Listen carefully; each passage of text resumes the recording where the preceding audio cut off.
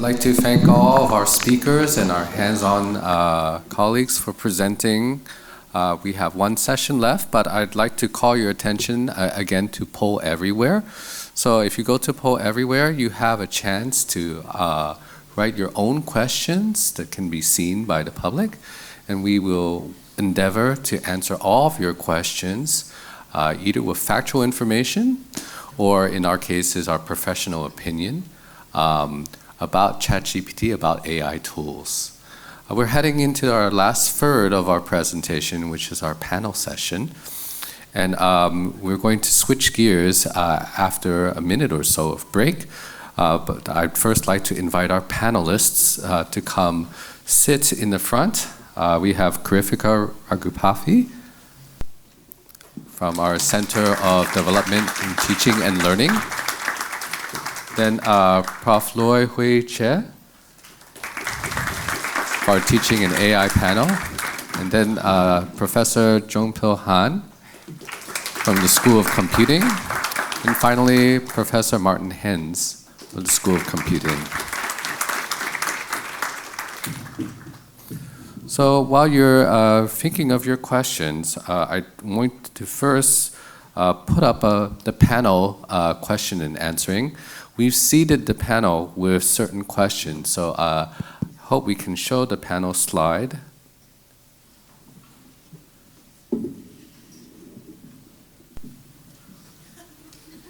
There are lots of different things that we can talk about today. I'd ask all of you to read through and again, ask your own questions about what you'd like to talk about.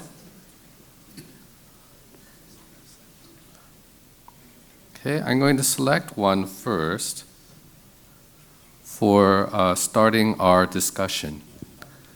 Okay, and in fact, our panelists have already reacted to some of these questions. So we'll start with this panel question first. How will my life be affected with AI becoming so capable? Okay, Karifika, go ahead and maybe you can react to the question and statement. So, good evening, everyone, and thank you for staying back until this panel, and hopefully we will get a lot more questions. So let me take that first one. Is for me, basically, what I've been thinking as an educational developer working with faculty and students, my first reaction is to think about, because it's going to make my job a lot more easier and efficient, but then I will need to use my evaluative judgment that many of you have been talking about in making sure that that's going to happen. So what am I going to be doing? I'm going to think of it more as a jetpack, not as a crutch. Right? So when you think of a jetpack, we were talking about kayaking going on there. So it's going to propel me forward, but if I use it as a crutch, then I will probably be taken back. I won't be able to propel forward as I would want to. So in a way that what I want to do is I will take it and consider it from two angles. One is within my current context, within my current structure, what can AI do for me today? So that's what I will do immediately. But then the second question that I want to ask myself is, what can and will it do if I want to transform my structure itself? So that will be what you want to be thinking about. So these are the two things that you might want to think for yourself, taking your job and considering it. So if I take, for example, my own flipped classroom approach that I use for working with faculty and colleagues, the first thing I can see is, it is going to be within minutes creating effective content generation for me. It can give me great explanations. It can provide me summaries that I can share with my colleagues. It can provide varied examples. But my job is to look at, are these relevant? Are these appropriate? Are these useful? Will it work with the context of my colleagues? So these are the things that you need to take back and think about, right? And then if I want to do about transforming, then I'm going to think about it as, how do I provide an AI tutor that can personalize when I'm not available to work with? So I'm going to move away to the higher order tasks. The critical needs of my colleagues is what is important for me. Okay? So next we have Prof. Lloyd. Yeah, so the question is supposed how it's changing my life, right? It's making it really fun. I've been playing with both Chat GPT and Midjourney quite a bit since December. So the first thought is that, yes, these are tremendous productivity tools. And as a person who is working, professor here teaching and so doing research, it's helping me do certain things much faster, more efficiently, more accurately. Let me give you a couple of examples. One, I used to employ a whole bunch of students to help me look through copious amount, like 20,000 words of student feedback, to help me categorize them into particular segments and then draw the frequency charts and all that. I just fed 30 of these into ChatGPT and it gave me the numbers just like that, 3 seconds. Now I can save the money. Just kidding, I can still employ students for other things. Okay, maybe I'll just buy them pizza instead, right? So I don't think that. By the way, I don't actually think the output is any less accurate than what the students have given me, just to be clear about that. Because the students themselves are also not completely accurate. Notice that this is productivity. But then my other half, as an educator, when I think in terms of what I'm trying to do to the students, I'm a little bit more worried because the students are not just productivity machines, right? I hope that you're not thinking of yourselves that way. And I hope that we never think of our students just in that way. We want to prepare them to be people who are able to do things, sure, but we're trying to prepare them to be people at the end of the day. We are not bosses who are just trying to squeeze out the last ounce of productivity from them, I hope, and we want them to be able to make choices for themselves. So now the question for me is, if the students use these tools, and if we use these tools together with them, how do we make sure that they don't treat it just as a way to get some output? Because if that's all they're thinking, they are not learning capabilities for themselves, picking out capabilities and powers for themselves, they will make them the kind of people who are able to judge outputs, not just make them, right? And not just, just treat whatever the deliverances of AI are. So those are the things I've been thinking about. So yes, it's making my life kind of fun and interesting, but at the same time, it's giving me some worries as well. So I was the designated party pooper for this session, and I have to give you the Doomsday Scenario. I think we can learn a lot from history about how technology actually impacts not just education and the work and the learning that we do within this university setting, but we're talking about the future. So as you graduate, you get jobs. How will the nature of work change? And just as the Luddites were threatened by the spinning machines, every technology throughout history has had a very similar effect. Now, the extent of the effect may vary. And I think I'm very concerned about this AI or Chat GPT and these kind of generative AI tools because it changes the extent of the effects quite significantly. So the effects, there's 2 effects. Whenever new technology comes into play, there's 2 effects. One is a labor substitution effect, and one is a productivity enhancing effect. A lot of times these kind of cancel each other out. So, there's not labor substitution in terms of my whole work going away, but parts of my job that can be automated will go away, will disappear, won't be needed anymore. And because of that, there's productivity effects, which actually it's not your own productivity, but it's your employer's view of productivity. And they begin to have an incentive to employ less of you and employ more of the technology because the cost difference is tremendous, right? So the labor substitution effect with these very capable, and I think the prompt was, as AI becomes much more capable. Now, as AI becomes much more capable, the amount of task or things that AI can do is going to be significantly larger than what we had before with other kinds of automation technologies. And that's the fear, right? And so the economics are actually working against the humans in this instance. And so I'm very concerned now. Most of the time, people adapt, or workplaces, organizations, markets adapt, and people will automate. They'll kind of let go of some of the tasks that can be automated, but they'll take on new tasks. And so, a lot of the discussions about, doing higher order work, all this from the previous presenters, that all makes sense. Now, will there be enough higher order work for you to create and work on? That's the key challenge. And so, that's the part where, as a society, we need to kind of discuss, do we really want this kind of thing, right? Maybe regulation's an answer, maybe the voice of the public, the people, becoming Luddites, so to speak. It may be an answer, but there are these large tensions there are at play, and there are very difficult challenges ahead of us, and I think that should be kind of the focus of the discourse as well. Yeah, I would like to join Jung Pil in on the side of being the party pooper. Of course, we're all excited as educators of the opportunities that we have, and I myself was going to spend a good part of this summer break on building tools and trying to integrate the newest technologies into our teaching material. But what concerns me is what Chi Zhe said in his presentation, this exponential growth. So it's not, the picture should not be the world before and the before GPT tools and the world after the GPT tools.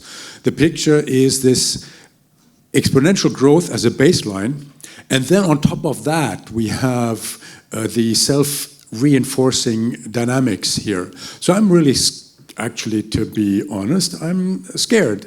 Not only about the future of the workplace or the dynamics that we see in industrial practice and in software, for example, and in the balance between the productivity gain versus the labor versus the new jobs that get created.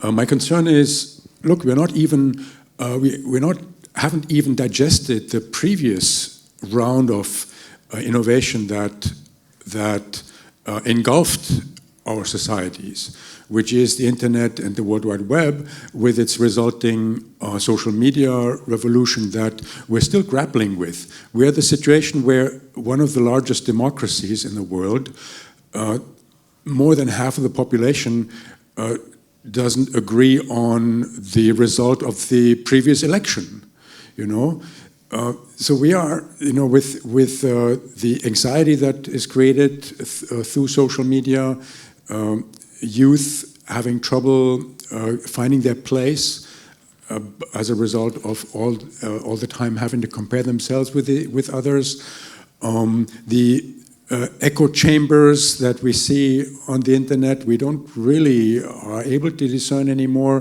what is right or wrong, what is the truth.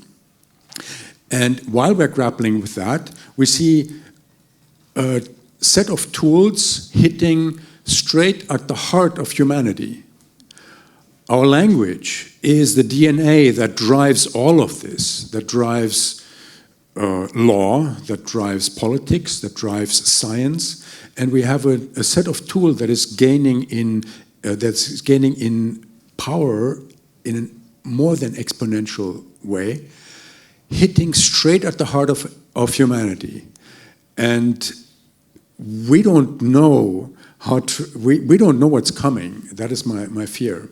I don't know what's coming. None of us knows what is coming. Of course, it's good to have nice tools, but I'd like to also us to be aware of that we're playing with fire here. This is a good round of first reactions, and I think we can move to any elaborations that anyone on our speaker list would like to go forward with. I was just going to say that these two were the designated party poopers, just to be clear about that, okay? So they're very nice people in general, don't worry about that. Okay, so I think we can go to the poll EV and show what people are thinking about. So we'll get to the first prompt at the end. I think you guys have all said you'd like to hear about that. The second prompt is a more, materialistic one about will NUS be sponsoring it for all of our students. I have and a staff. slightly related comment to the second. Will NUS get, NUS-wide Chat GPT Plus subscription? My view is that, this technology is awesome. Really, it is. Now, there are perils, dangers, but it is awesome, and I think it should be a public good. Now, I don't know how that's going to work out, the business model and everything. It needs to be a technology for humanity, right? And it needs to be accessible from the poorest parts of the globe. right? It needs to be accessible by everybody, because if you have a subscription fee because of kind of the how much money is worth across in different jurisdictions, to some, $20 is not in, who mentioned, just get a $20 subscription, Xiang Wei mentioned. To us, it's not, it's not that much. To somebody, $20 is a month's wage, right? And, that's a tremendous, differential, right? Somehow it has to be, Singapore should do a national, a national subscription for Chat GPT. You collect $20 in taxes, every month, so something like that, more.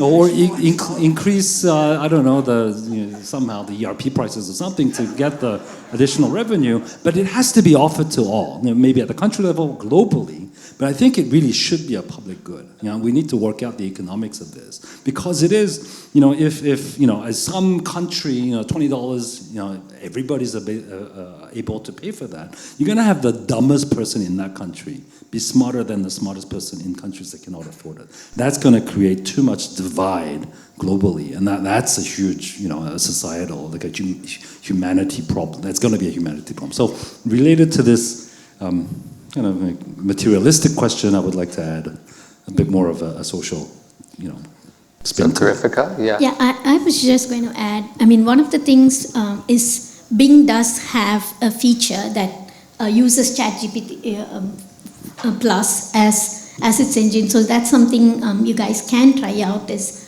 using Bing. But going back to talking about the public good, it's not just a country, or it has to be something that's for the public good, for everyone who are not able to afford. So one of the things that NUS could probably be thinking about, this is I'm talking from my opinion, but in general, one of the things that probably we should be thinking about is the infrastructure itself, right? As a university, it's not just going to be, is it only inside the classroom or is it outside the classroom? If I'm going to use it outside the classroom, is my environment okay, right? So all of these things are some of the things that we need to think about and figure out how, as we move forward, as this technology still further improves more and more, you will see, we are already seeing within 3 months, we saw a tremendous change. And if that is going to happen, then what should we do as an university is something that we will be thinking about and we should be thinking about. I think a lot of us are concerned about the digital divide between the haves and have-nots. And also, there's another type of temporal divide that's happening. People who have time to investigate AI tools versus people who are time pressured. Some of us were joking, we're on the call 24 hours a day, 7 days a week. All of our educators don't have time to look at these technologies. So I'm wondering whether any of you want to take a look at that angle as well. Yeah. The nice thing about the current generation of tools on the other hand, compared to some of the earlier things that we have to use, right, is the entry cost is a lot lower in terms of time, right? I used to code many years ago. It took me a long time to learn how to do that kind of stuff, right? And even now, if I say I want to brush up again and learn Python or something like that, it will take me time. But now I can tell ChatGPT to do something, it will actually do it. And I can go and figure out the evaluation of it, given my background, given my experience. So it has actually reduced entry costs for certain kinds of things. So time, ironically, may not be as big a divider compared to some of these hard skills in the past. Yeah. Now, the thing about NUS, actually, I think the biggest concern for us really is just cloud compliance, the compliance issue, right? We already buy a Microsoft package for everyone, really. So adding on to this is actually not as big a deal as people think. But nonetheless, we do need to do this properly to make sure that we are not against our own compliance structures. The divide, temporal divide. I think there's another divide that we probably don't care about or don't think about. It's a language divide. English probably generates the best, most accurate, most relevant outputs. Less populated, less spoken languages have less Wikipedia pages, less content on the internet. So the models have less to learn from, and so it's already creating a huge divide among different languages. We need to be aware of that, and we want that. Just because in Singapore, we speak a version of English that's fairly good, Does that mean we don't have to care about this problem? I don't know. I think we need to be thinking more globally and think more holistically about how this is going to impact humanity. Because at the end of the day, when you have some nations that are disadvantaged, the eventual outcome is revolt.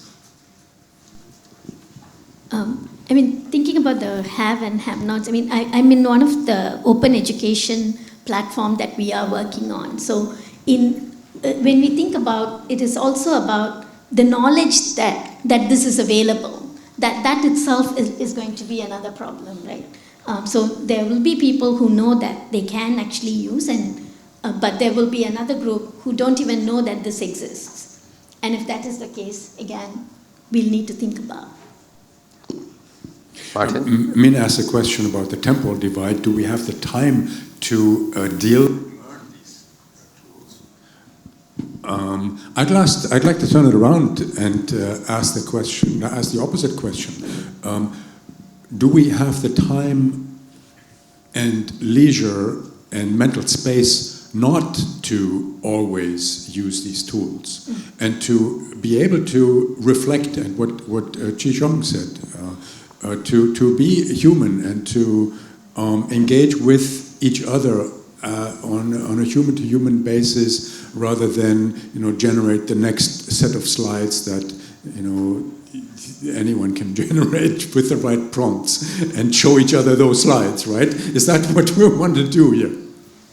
Actually, Martin, so that was what I was thinking. So if I can use it for that kind of content generation, then as an educational developer, I have a lot more time to do that kind of interaction with my colleagues, right? I can do one-on-one consults, I can work with them, I can have collaborations, think about fostering more communities, learning communities. So these are the higher order kind of things that I would be wanting to do with my time, rather than just, yes, because it helps me with this content generation, which I can take away. Now I have more time for doing those kind of things.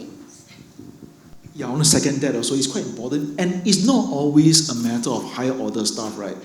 Talking to friends actually is not necessarily always a higher order thing, because you could just be fooling around with them. But guess what? They are often the best times for our lives, right? So sometimes we want to be very productive in some areas, precisely so that we get it done, so that we can spend more time goofing off, which is which is a very serious thing too. Let's not forget about ourselves as human beings, right? Can I come back to the thing about inequality? So I'm not one of those people who think that everything must be equal. I think it does turn out that because of certain unique historical circumstances that we do find ourselves in Singapore, we actually have a little bit of a small advantage. English is one important part of the advantage. High connectivity. We are really kind of pre-trained with some kind of STEM style thinking, even from young, because of the fact that our education system works in a particular way. Now, does it mean that we win everything? No. But it does mean that if there's some people on earth who should be able to capitalize on this, we better be among those who are able to. So the catch is this: are we able and willing to use advantages like that, if we really do have them, to help other people as well, not just to get further ahead, right? If we are able to say that, okay, maybe we have a small advantage in this particular area, but let's not hog it. Let's use that to buy ourselves some leverage, some affordance, to go help other people who don't have those advantages. Then I'll say that, okay, at least we're doing something. At least that's better than nothing. Okay, so I'm actually Rawlsian on this. If it turns out that there's some inequality, but it is to the advantage of the least advantage to the most disadvantaged, then okay, so be it. I'm willing to live with that. I'll even say that maybe in some small sense, it's even justified. Yeah. Yeah, I'll close here and say that I think when we talk about AI generative tools, we are usually thinking about tools that can generate an average. It looks through all of the data and finds patterns that are, not too remarkable, not too sensitive. Okay, so definitely it will not pay attention to context, which I think a couple of our presenters highlighted very importantly. And it's not going to have any interests or surprises, right? Which is really what we want to characterize something that's memorable, right? So we have to be careful about minority opinions and how they can be washed away with AI tools that look for patterns, that are only based on the majority context. So I think we can segue to our first audience question. How will my chosen job be affected? Should I change my field of study because AI will make the jobs in that field redundant?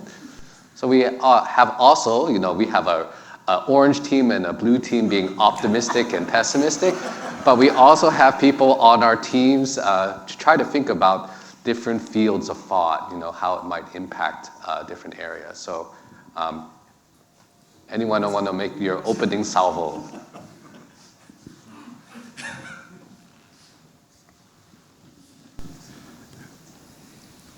Well, Damit, I think, pointed out a few things as it comes to my field, computer science, and in particular software. I think we are, in computing, we are ironically, possibly at the receiving end of a change that will possibly be faster than in any other field. Should you therefore not become a computer scientist? So I'd like to distinguish here between the specific skill of developing software and computer science as a field overall. Computing and computer science lies at the heart of this AI-based revolution that we're experiencing. So it would be very strange, and I cannot imagine that computer science is going to play a diminished role in society and computer scientists will not be needed anymore. Our role will change dramatically, but as a field, we will hopefully continue to have an impact, and therefore our graduates will hopefully still bring valuable skills to our societies.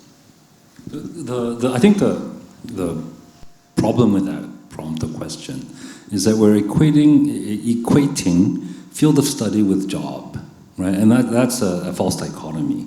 Although I think there's kind of a general consensus, or I think parents think that way. The general rhetoric in public is such that when we talk about entering university, choosing your program of study, people are always talking about jobs. We look at the MOE Graduate Employment Survey. All those things make us think of, my program of study leads to a particular job or a particular set of jobs. I think Damit mentioned earlier that not all computer science graduates become software engineers, and that's true, and that should be the case. It's just how we think about what knowledge we gain from our field of study, be it computing, information systems, business analytics, or philosophy, or any other discipline. How that can be productively made use of in whatever, in the workplace. Now again, there are categories of jobs that are already that have a more of a clear pathway, so to speak, but you don't always have to follow that pathway. And you can, again, it's more uncertain. There's a lot more anxiety, probably. There's a lot more information about the more clear pathways, and that's why they become more clear pathways. But I think there's a lot of opportunities where, any knowledge, philosophy, whatever field of study you choose to pursue, that core knowledge is most important, right? And it's really knowing what you know and coming up with, where can I apply it to create value? That's kind of the thinking that you should be doing. And that's the higher order stuff that AI cannot replace, right? Because that creates new jobs. It's not the current work that's going to be substituted, but it's you're creating new roles. Again, I'm not saying it's an easy path. It's a lot of uncertainty, a lot of anxiety, but I think that's one way to think about the current situation. For me, it was, changing, my field of study was from computer scientist to an educational developer. So I can see how that, it was more the skills, thinking about, flexibility, adaptability, all these other skills that I got from computer scientist to moving into educational, as an educational developer. So again, as Paul was saying, it is not the field of study, but what kind of skills that you're developing, those are the ones that you might want to pay attention to when you are thinking about this. Yeah, just to really reinforce the point, right? So the whole point of a university degree as opposed to a vocational diploma or something. It's not. For the most part, yes, there really are job clusters that people with particular degrees do go into. The data does show that, but it's not perfect, and in many cases, it's far from perfect. I know computer science students who want to be artists, and I know a philosophy graduate who's an actual tech startup founder, and today she's still making lots of money in the blockchain space. I mean, I don't believe that they are sort of like the norm, the mean. But they actually exist, and they are not like an insignificant group of people, right?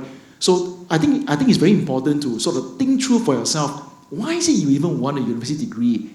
Is it just so that you can do a job? Because if that's all you need to do, it's not immediately obvious to me that you absolutely need a university degree, okay? If you want to pick up a degree, you want to come to a place like NUS, it's because you actually want to become a certain kind of person. You actually want to pick up skills and knowledge and attributes that goes with being someone who says that I am an educated person, right? I want to use this ability for the good of society, I hope, but it's not just because I can do a job, but I am, they beat it into me, they give me an education. Now I'm a different kind of person.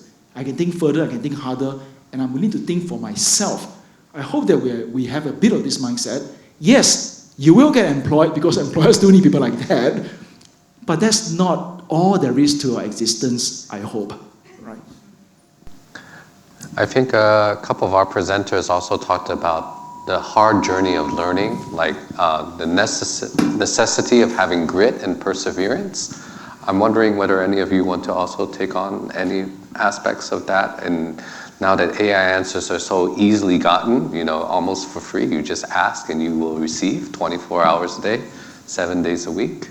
What does that mean for people retooling into a new field, or students who have not had the pleasure, I guess, of banging their heads against the wall at 2 o'clock in the morning trying to write essays on climate change, for example? Let me comment on this first, because throughout the presentations earlier, I had this thought. I had this thought for a long time, but it was kind of highlighted by the presentations.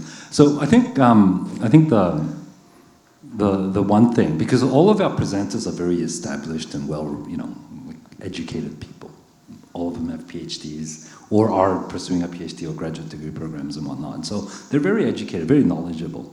Now, you can only know if Chat GPT is hallucinating or is inaccurate or is not quite right if you know what it's doing. So if you're having Chat GPT give you some text and you can evaluate it, you already have the evaluative judgment, the capability that Damit was talking about. Now, to a student, that's very different.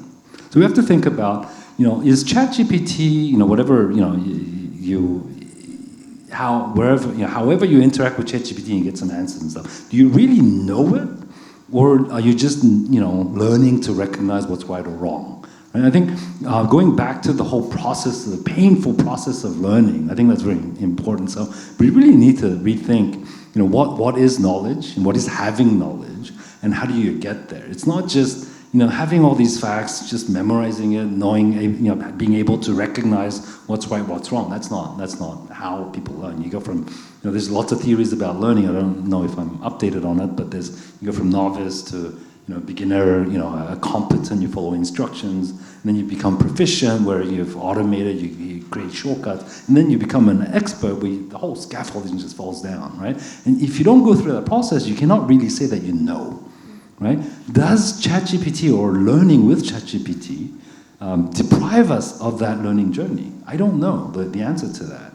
Can we design the instructional, the learning journey with ChatGPT, collaborating with ChatGPT, such that that painful process can actually be, re-engineered or recreated?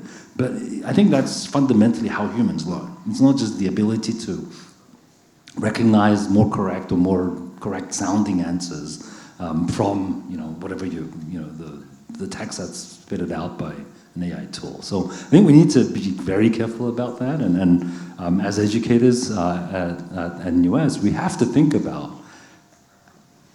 how do we leverage the tool to actually create that process, the most efficient or the best learning process, so that knowledge or understanding really is at the end, and not just a proficient, competent person who can do good prompt engineering, get results.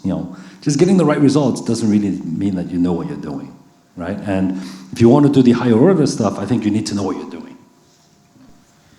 Yeah, so here's the difficulty, right? So if by knowledge all you mean is that you're able to produce a form of words, that's not very secure, because there are all kinds of things that can produce forms of words, right? But not all of them know. It could be just accidental. It could just sound persuasive, but without actual abilities, right? So it's the difference between thinking of it as the finished product. So there's a form of words that came out of my mouth.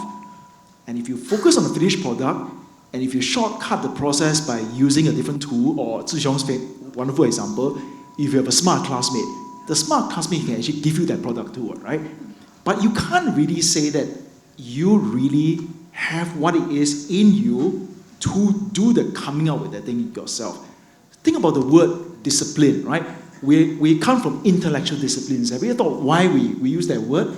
It's because we were under the discipline and we have picked up a discipline. A discipline is not just a bunch of words in our head. There is something that has been rewired in our brains thanks to that process, such that we're able to take input, process it, think very hard about it, push out output. But it's not just the fact that there is an output, but the fact that it has gone through that thinking in us. So now the question is, can students make use of AI to help pick up their internal ability? I think it's possible, but they've got to use it right? They have to use it in a way, not just as a machine to generate a bunch of outputs. Because aren't they supposed to, if you're a learner, you're trying to become that thing that is able to produce the input to turn into output yourself. If you shortcut the process by letting something else do that, then you haven't actually learned the thing yourself, right?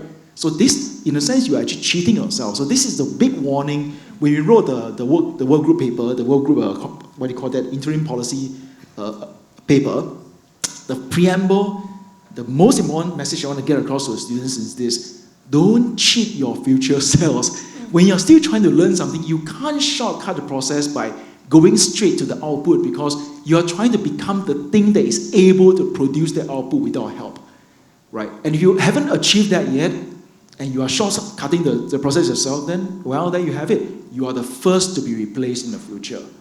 Because once people realize that all you can do is to use that tool to generate the output, then the guy is going to show up and say that, I think I'll employ that thing instead. Oh, it's $20 a month. It's even cheaper than you, right? Why do I need you? Okay. So this is something that I hope students be very careful. And as instructors, we need to be very mindful of it. We use AI to help them. We use AI to create content. We use AI to do all kinds of things. But we cannot shortcut the process for them.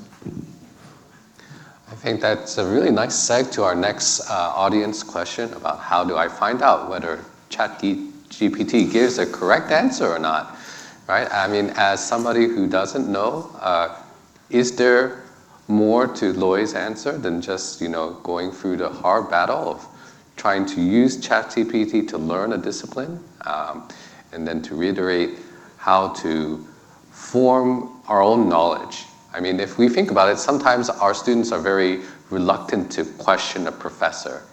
And now we have a professor pretty much on demand. I mean, sometimes they're lousy, they don't write the right answer. One thing about this professor is it's very confident, it'll just say whatever it is without a lot of qualification.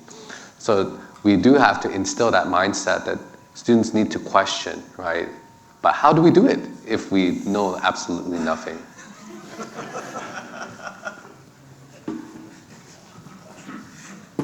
Apparently, there is an ancient paradox in Aristotle that is close to this. If I don't really know, how can I possibly know? How can I possibly come to know? There is no shortcut. Imagine your friend, like Zhi Xiong's wonderful example, right? Your friend is very smart. But what it means is that since you don't know anything, what it means is that the guy talks really well. The guy sounds very persuasive. So how do you know that he's right? You're back to square one, right? I don't think there's no easy way out of this. At some level, okay, socially, what do? We have trusted authority figures, or people who are in our lives where we feel compelled to trust them. And we got to start by trusting them in the first step, and we learn from them. And maybe 20 years later, we realize that that professor actually he was talking nonsense. Now I know better, right? Right? So, but we don't even get to the point where we can do that kind of stuff without at least having some trust as well, right? I don't think that necessarily trusting AI is therefore the end of the story. I don't think so, because just as we trust our tutors, our teachers, our professors, and not all the trust is always absolutely correct. Likewise, if there are AI tutors, we may end up in that same process. I don't think that's where the danger is, though.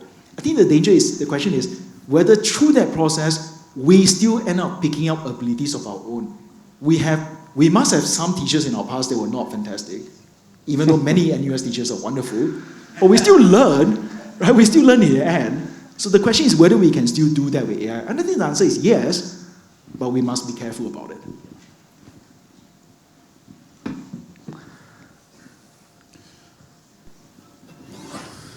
Yeah, I think, well, that's can be trusted. The thing is, it's a moving target. It's getting better and better. So it's probably going to get more and more trustworthy as it comes to the actual technical output. The accuracy is going to improve. This exponential growth, soon enough, I believe, that as it comes to the actual accuracy, the line of reasoning, we will reach superhuman capability pretty soon. So that reminds me a little bit of the situation in chess, right? Chess is, from a computational point of view, solved in a degree that today's best chess software can outperform any human. That didn't mean that chess as a human activity came to an end. No, it's actually the opposite. Chess is as popular, even more popular today than it ever was. So humans still enjoy playing chess, and we will hopefully still enjoy arguing and reasoning and learning and studying, and because that is part of our humanity. Whether there are tools out there that actually have superhuman capability or not. And that reminds me of, the actual meaning of the word university, universitas scholaris et magistrorum. Yeah? It means community of learners and teachers. That is the essence of what we are here, and it's the oldest form of human organization that actually has survived among the oldest, right? Catholic Church is older. Okay, so we have I think that humanity is what we may want to focus on. What is it to be human? Regardless whether there are actually superhuman capabilities in all disciplines. I'm not, and that we should not sort of ignore that possibility. There is that possibility that in whatever field we are looking at, in whatever ability to reason, whatever ability to conduct science or arguments or philosophy, we will be outperformed by these things. And yet, we need to chart our way forward as human beings, because we don't have superhuman capabilities, and that's the challenge that we will face. I think we can move on to our next panelist question. Assuming automated text generation is everywhere, in the future, should we put more emphasis on critical and social skills? I'm tempted to let go of the traditional essay altogether in my classroom.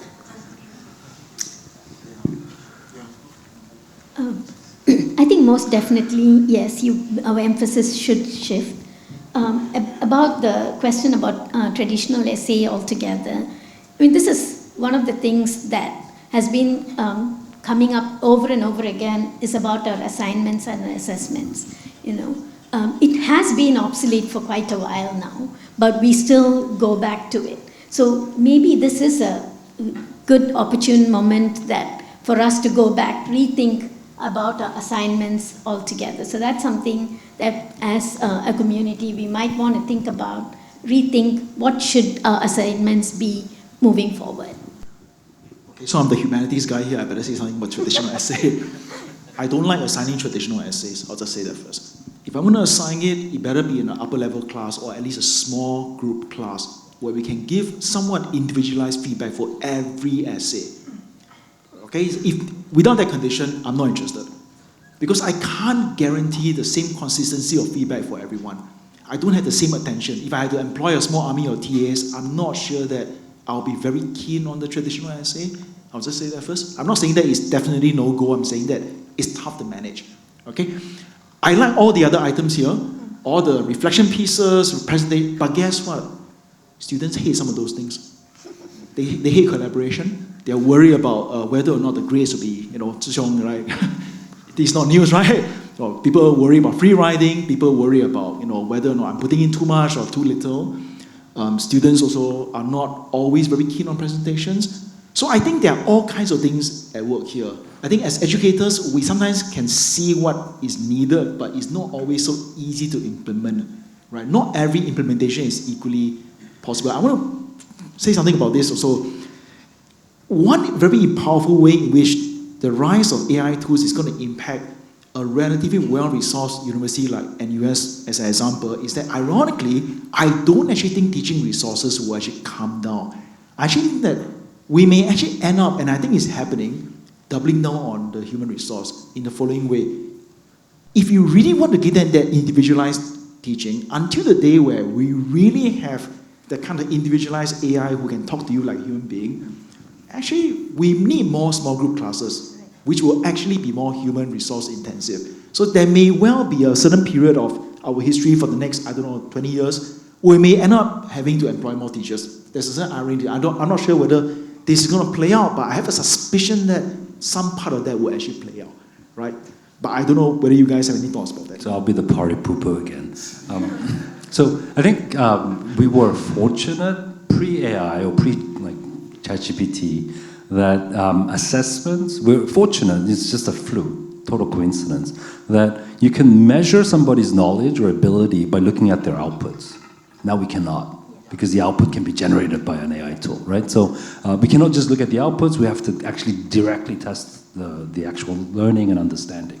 The only way to do that is very cost prohibitive. It's oral exam for everybody individually. That's the only way to do it. You probe them, you ask some questions, figure out what they know, what they don't. That's the only way to do it, but it's cost prohibitive, right? And again, if the objective function is to really train our students and make them knowledgeable and all that, and the institution is willing to spend the resources to be able to do that, yeah, we will hire more teachers and we'll have much more smaller classes and all that. But I don't think our institutions or corporations are willing to do that for the greater good or for the actual objective, because it's the order of magnitude increases in cost, in labor costs is going to be just too much. So it's, the economics are against that.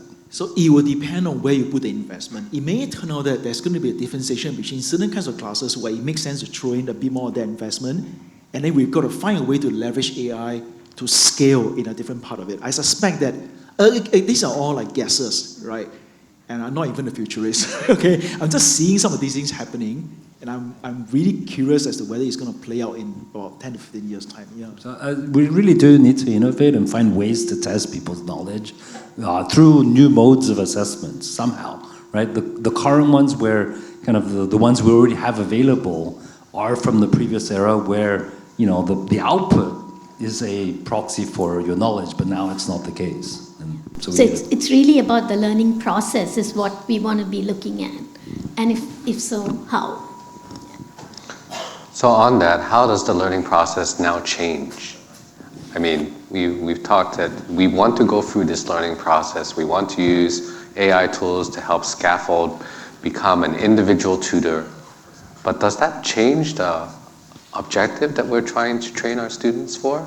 Is it still the same stationary target, just with extra tools that are added at our arsenal to train?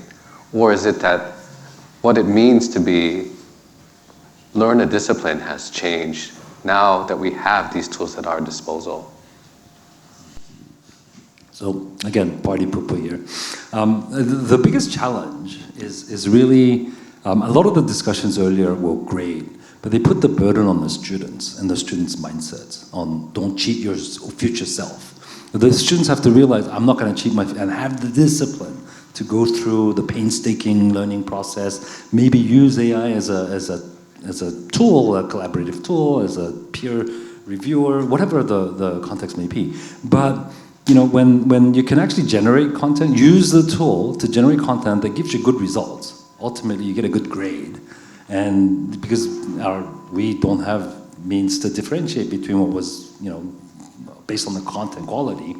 And, you know, they just get, you know, when they have time pressures, they won't go through that process. It's too easy to fall back on the lazy plan of let's just ask Chat GPT for my essay, right? Or the answer for this piece of code, right? And so they're too tempted to do so. Now, the only way to do that is really if all the students have that mindset and mentality. How do we do that? I don't know. That's a cultural problem, right? It's a honor code thing maybe, but again, that's a very difficult thing to do. We can't do it with technology, right? And so we really have to imbue in our students that mentality that you shouldn't be cheating your future. But it's a hard sell, right? It's a hard sell because we don't have quantitative data on if you cheat yourself, you know, you're going to lose your job 15 years from now. Or you're not going to have a job 15 years. We don't have that feedback loop that tells the students you know, enough information for them to be able to do the cost-benefit analysis. So that's the biggest challenge. It's just too easy to fall back on the lazy, let's just have ChatGPT produce good enough content to, you know, I can graduate with first-class honors really easily if we don't change the assessments in the process. So that's the biggest challenge in my mind. So I think we're close to the ending of our session, so I think we would like to get a final comment and statement from all of you about what you think the future holds in terms of, you know, AI tools and advances. If we want to prompt for our speakers, we can go back to Poll Everywhere. In your opinions, what are the most concerning AI trends that you see in the near future, 10 or 5 or 10 years? I think that's already very far away in terms of AI age at this point in time. But, you know, panel, feel free to take it from whichever perspective you want to close out our session for today. Well, when we're talking about 5 to 10 years time, that's eternity in these days. And the term AGI hasn't been used today. So I think that's something that will come to the fore, at least in the public discourse. This term of artificial general intelligence. We're talking about entities that we generate in our computers that are not distinguishable anymore from a smart, educated, modern human being. And the tools that we are using today, they're obviously not there yet. But again, this exponential or possibly super exponential growth may mean that it won't take 5 to 10 years to get there. What does that mean for our societies? I have no clue. No idea. Maybe no human will ever find out. No, I was just thinking probably the most concerning trend, one of the things to look out for, which Rishabh was talking about, the human in the loop. If we miss out on the human in the loop in this connection between you know, humanism and technology, and when we are thinking about AI more as a technology side and not forgetting about the humanism, and that might be a problem. And hopefully that's not going to happen, because now that we are thinking about the reinforcing human, the loop and so on, so hopefully that won't happen. But that's something that we need to keep in mind all the time, that there should be this connection between humanism and technology as we are moving forward. To me, I think the most, what we haven't really kind of discussed is who's the producer of AI here. There's, you know, there's OpenAI, there's Google, there's Facebook, there's, a lot of companies in China, that are, so if you really think about it, all of the major AI, large language models, and all these massive technologies are actually built by a couple dozen companies, right? And so we're kind of relying on several hundred people, maybe 1,000 people to dictate our future. That is a scary thought, right? There needs to be a lot more diversity. Again, knowledge, we think of knowledge as one universal thing. Everybody knows the same thing. Everybody wants to know the same thing. It's not, right? There's interpretation, there's values, right? Just a weird example, but the state of Florida is banning books. Like, you can't read To Kill a Mockingbird, right? Are they going to ban and say you can't have a model that's trained with this text? How are you going to deal with those kinds of local peculiarities, or can these models actually enforce or imbue different ways of thinking about the world that is politically motivated, and you want to change people's mindset? Children or our kids are going to be learning, our students are going to be learning with these tools, and there are going to be these biases they're going to seep into. How do we deal with all those kind of emergent properties? Those haven't been thought through yet, and I think they will create a lot of challenges moving forward. So to say it's foregrounding the social harm that it might come with. But it's dictated by a handful of people. That's true. Right? And they have a very common or like a uniform way of thinking about the world. They want control, right? They want to have control. So I think you've highlighted that, it may not be the technology or the models that are the most concerning. It's the socio-economic framework surrounding all of those companies, the production, and whose interests they follow in developing. Yeah. Lloyd, do you have any final thoughts? Hopefully I retire by then.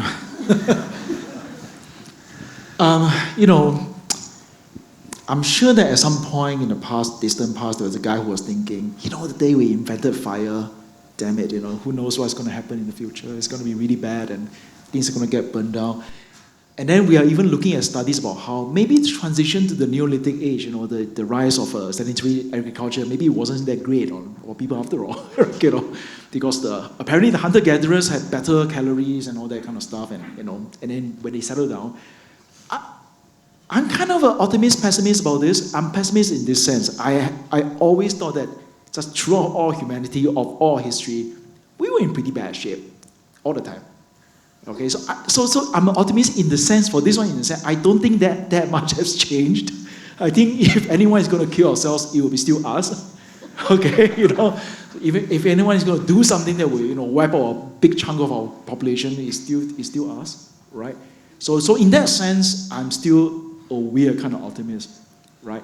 Now, what the rise of AI has given us is an extremely powerful capability, just like fire.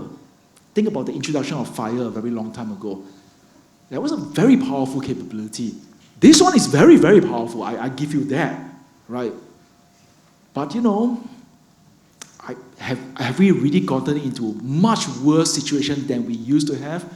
I'm not sure about that. I think we would have always been in a pretty bad situation. Right? So I don't know whether that's a comforting thought. I don't know about you, but as I said, I hope I retire by then. So we were able to recruit another party pooper. But what are you talking about?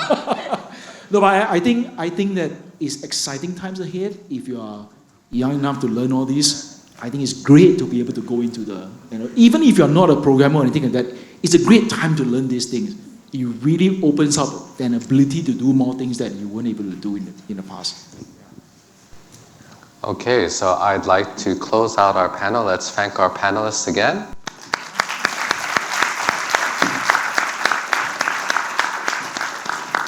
Panelists, you can just stay for another minute or so on stage while we close out the ceremony. Can we have the slides, please? Ceremony. It's been upgraded. The only human part of it. So we asked the question, what should I do after attending this session? And We've made the deck of slides all available for anyone who wants. They'll be available on the website. The recordings of this session will be chunked appropriately, subtitled, and also made available on the website. So that's one thing that you can do coming through this session. We do believe that it's good to understand and embrace AI tools. I think our forward-thinking NUS committee has decided that it's good to embrace it in the right and responsible manner, engage it proactively. And also, please do turn off your computers, go for a walk, do what we do as humans, do something different than average. And with that, I think we can close today's session. We want to thank you for your attendance today. We would like to remind you yet another QR code, this one in orange, okay? This will lead you not to Poll Everywhere, but to actually Microsoft Forms, okay, not to Chat GPT, that will allow you to give feedback on this session. We hope you enjoyed your time, and now we are going to close our session, and we invite you to join us for a small, refreshing break outside. Thank you so much for coming.